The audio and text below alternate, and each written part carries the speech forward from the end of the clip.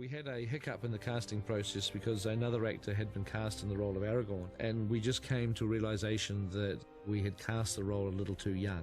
It caused us a lot of headaches because we were now shooting the film, we couldn't stop shooting it, and we only had a very limited number of days that we could shoot without the character of Aragorn. I got a phone call at home saying, do you want to get on a plane tomorrow to go to New Zealand? And I said, for what? And then they said, you know, the Lord of the Rings. I knew that this was a very, very important conversation. Never met me before. He didn't know who I was. I never met him. He'd never been to New Zealand before. He hadn't read the Lord of the Rings. I just said, well, can I think about it for a minute? Not very long, you know, but you have till this afternoon.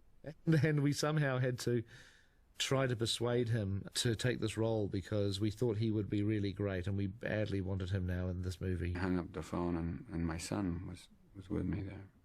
He says, what was that about? Was that Lord of the Rings? I said, yeah, they're making a movie out of it.